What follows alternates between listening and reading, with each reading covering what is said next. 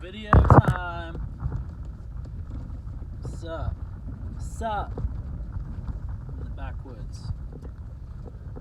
I had some good things I thought I was going to talk about earlier, but now I'm just going to spitball. And it's kind of about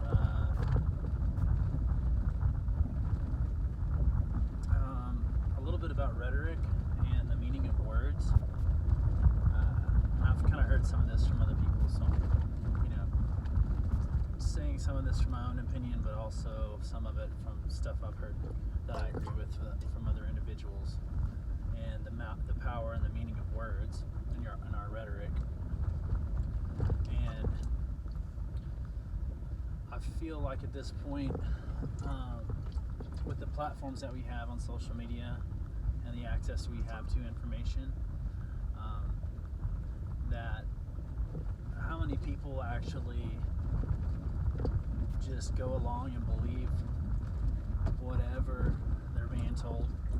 Like they pick a certain source, their trusted news source or whatever, and then they just take everything that they say to heart and straight, and like it's like the Bible to them, and without any other research. They just, that's a trusted news source. And there's so many smoke and mirrors. I mean, you see how Hollywood movies work. You see CGI. They can set up any kind of set to make you believe whatever the hell you want, or whatever the hell they want. And most people are just, they just assume it's all true. Oh, I got a car coming here.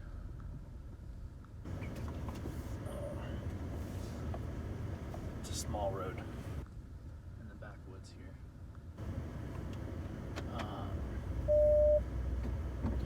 So like the word, television, what does that say? Tell a vision. It tells you a vision.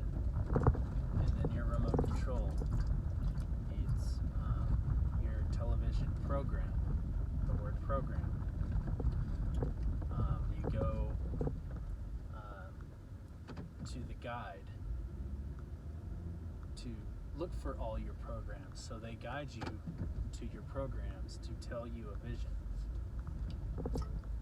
on a channel. So they're channeling you in a direction to tell a vision on a program.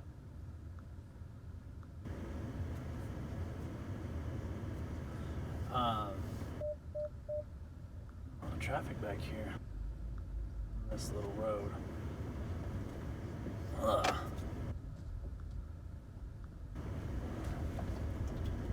And then they've also, and so if you start to question their narratives, think if you're told the same thing, the same stories,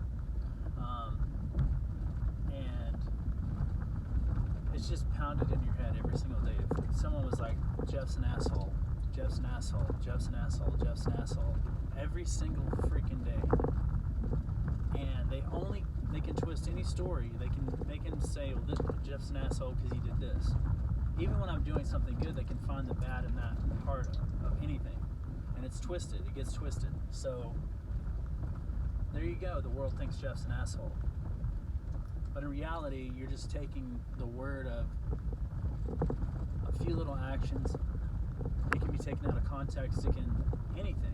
But a lot of people just don't do the due diligence or do their own research, besides the fact that they take a headline. A lot of people don't even go past the headline. They just read a headline. They don't even look where the source is coming. Like, they don't dig any deeper into it. The affiliation of the writer, who they were hired, who their parents were, that news station, who it's owned by, and how far back it goes. Like, no one's ever done, not a lot of people take the time to do any due diligence to that. So they don't even realize that there's other agendas at hand. And then if you challenge that agenda, you're a conspiracy theorist. You're a whack job, and then you get ostracized or cast out. And you know how people can be, the mob mentality. mob attacks you, you get, you either they go out, they can ruin your life. Look at cancel culture right now. You can get canceled like that. A lot of people are scared to say what their opinions are, and they might lose their livelihood. They might lose their job. They might ruin their reputation, just like that. One word, and twist it on you. And that's kind of a scary thing, and that's kind of where we've been headed. But you have to have a little bit more confidence in yourself and in your own truths, and stand up for what you believe in, because that's what makes a strong individual, a confident individual, like a leader, someone who's courageous, someone who's willing to say what they believe is true, even if it goes against the mob or the majority of the consensus, because some of these people are just blind followers, and there are a lot of people that are just scared. So, anyways, it's just kind of, that kind of shit was on my mind right now. And people can be very dismissive, but I would challenge a lot of people to do a lot more research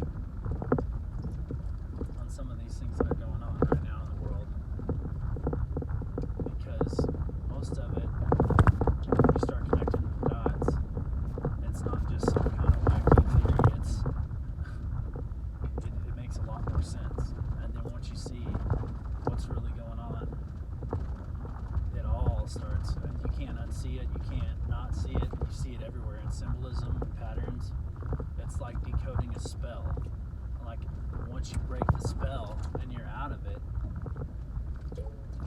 it's like, damn, you want to share it with people, you want to let other people know, even though you might get ostracized for doing it.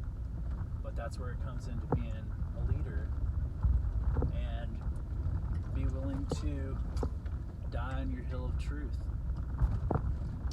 It's self-respect. It's not being a coward. Like I said, my truths may not all be correct, but I'll be willing to say, okay, if I'm wrong, that's fine. But did I believe it? Maybe I truly believed it. Is there times where I'm going to be wrong? Yes. Is there times where I'm going to be gullible and kind of fall for something? Because I do have faith in humanity and most people that are good, but there is a lot of evil out there as well. And there is a lot of people that will do things for their own, to be advantageous for themselves. So, anyways, those are my